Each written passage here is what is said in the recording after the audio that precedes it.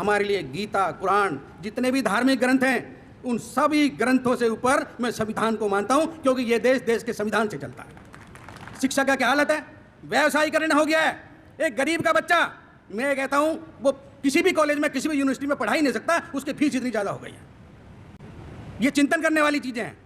हम चर्चा करके चले जाए नहीं, हमें पूरा प्रयास करना चाहिए और उस संविधान को पूरी ईमानदारी के साथ जोरदार तरीके से उठा करके उसकी पालना करने पे हमें जोर देना चाहिए। इतने केस दर्ज होते हैं, लेकिन कन्विक्शन रेट 2% से कम क्यों है? आप पुलिस स्टेशन में चले जाइए, बहुत बाहर बड़े बड़े बोर्ड लगे हुए हैं, दिशा निर्देश लगे हुए हैं, नियमावली लगी हुई है, लेकिन अगर कोई वहां पे एफआईआर कराने दर्ज हो जाता है तो जो जन लग जाते हैं, इतनी आसानी से एफआईआर दर्ज नहीं होती है। साहब डॉक्टर भीमराव अंबेडकर जी के चरणों में पुष्पांजलि अर्पित करते हुए आज के इस आयोजन के मुख्य अतिथि अनुसूचित जाति आयोग के चेयरमैन मकवाना साहब, इस कार्यक्रम की अध्यक्षता कर रहे आर.के. कौशल जी, फेडरेशन के सेक्रेटरी जनरल के.पी. चौधरी जी, CPWD ऑल इंडिया एसोसिएशन के प्रेसिडेंट मीना जी और general secretary Rajendra Kumar ji, CPWD के सभी साथी और हमारी बहनें, सबसे पहले मैं सभी को बाबा साहब की 133वीं जयंती के अवसर पर सभी को शुभकामनाएं देता हूं, सभी को बहुत बहुत बधाई।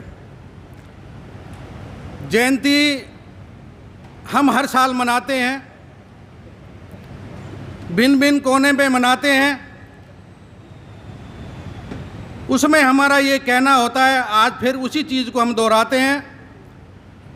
बाबा साहब की जो विचारधारा, जो बाबा साहब का बहुआयामी उनका व्यक्तित्व, जो समाज के प्रति, देश के प्रति, राष्ट्र के प्रति, विश्व के प्रति उन्होंने जो ज्ञानवर्धन दिया, जो रास्ता उन्होंने दिखाया, इसलिए मनाते हैं कि उनके विचारों की हम उकेरी लगाएं, उन विचारों को हम दोबारा से ताजगी लाएं और मनन करें, चिंतन करें और उस पर अमल करें।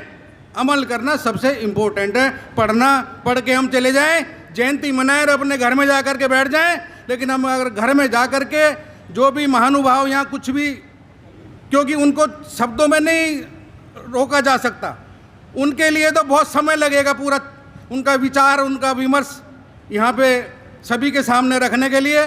मैं सिर्फ 2 चीज़ें रख करके अपने विचार को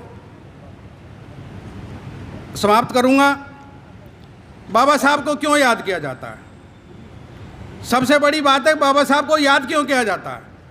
केवल उन्हीं महापुरुषों को याद किया जाता है जिन्होंने मैनकाइंड के लिए, पूरे विश्व के लिए काम किया हो, उन लोगों को ही याद किया जाता है।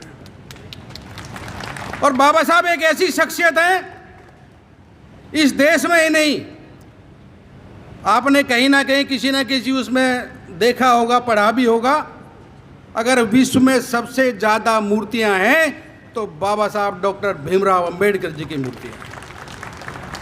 अगर सबसे ज़्यादा जयंती मनाई जाती हैं देश विदेश में, तो बाबा साहब भी उनमें 1 नंबर पे आते, जिनकी सबसे ज़्यादा जयंतियां पूरे विश्व में मनाई जाती हैं।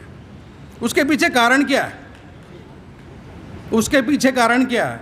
उसको हमें जानना चाहिए, उसको हमें समझना चाहिए। बाबा साहब ने जो देश को संविधान दिया, मैं हमेशा ये कहता हूँ, हमारे लिए गीता, कुरान, जितने भी धार्मिक ग्रंथ हैं, उन सभी ग्रंथों से ऊपर मैं संविधान को मानता हूँ, क्योंकि ये देश देश के संविधान से चलता है। किसी को अधिकार मिले, किसी को जिस भी तरह का अधिकार मिलता है वो संविधान से ही मिलता है, चाहे वो ब्यूरोक्रेट हो, चाहे वो पॉलिटिशियन हो, चाहे देश के प्रधानमंत्री हो, चाहे राष्ट्रपति हो, जो सबको जो पावर्स मिलती हैं वो इस संविधान से ही मिलती हैं।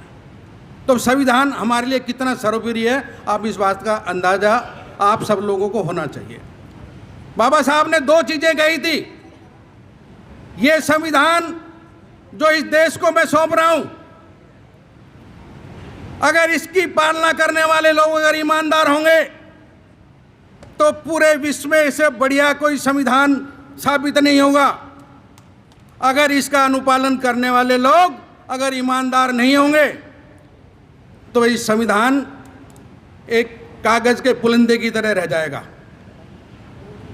संविधान का प्रारूप जो बना, जो उसमें अधिकार एक जानवर से लेकर के इंसान तक जितने भी अधिकार निहित हैं, मैं आपसे एक बात पूछना चाहता हूं, जो भी सरकारें आई, जिन लोगों ने देश को नेतृत्व दिया, क्या उन्होंने ईमानदारी से इस संविधान का पालन किया? मैं दावे से कह सकता हूं, अगर इस पूरा अनुपालन किया होता तो आज देश में इस तरह के हालात ना होते।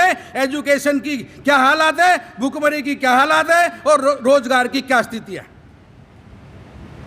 जो लोग आज यहाँ पे इस प्रांगण में जो लोग बैठे हुए हैं वो एजुकेशन के माध्यम से यहाँ से निकल करके आए हैं।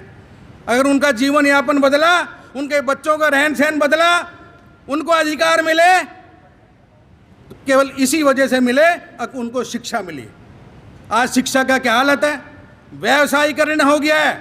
एक गरीब का बच्चा, मैं कहता हूँ, वो किसी भी कॉलेज में किसी भी यूनिवर्सिटी में पढ़ा ही नहीं सकता, उसकी फीस इतनी ज़्यादा हो गई है। ये चिंतन करने वाली चीज़ें हैं। हम चर्चा करके चले जाएं नहीं, हमें पूरा प्रयास करना चाहिए और उस संविधान को पूरी ईमानदारी के साथ जोरदार तरीके से उठा करके उसकी पालना करने पे हमें जोर देना चाहिए। सिर्फ एक चीज़ मैं ज़रूर बोलूँगा, क्योंकि एट्रोसिटी हमारे लिए बहुत बड़ा अहम मुद्दा है। रोज आप अखबारों में पढ़ते होंगे, रोज आप सोशल मीडिया पे देखते होंगे,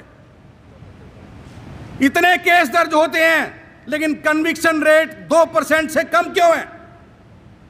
आप पुलिस स्टेशन में चले जाइए, बहुत बाहर बड़े बड़े बोर्ड लगे हुए हैं, दिशा निर्देश लगे हुए हैं, नियमावली लगी हुई है, लेकिन अगर कोई वहाँ पे एफआईआर कराने दर्ज हो जाता है तो जो जन लग जाते हैं, इतनी आसानी से एफआईआर दर्ज नहीं होती है। कन्विक्शन तो बाद की बात है। इस पर भी हमें चिंतन और मनन करने की आवश्यकता है। CPWD की एसोसिएशन ने हमें यहाँ अवसर दिया, मौका दिया अपनी बात रखने का। उन्होंने जो सम्मान दिया, हम उनका आभार व्यक्त करते हैं और सभी को जय भीम, धन्यवाद।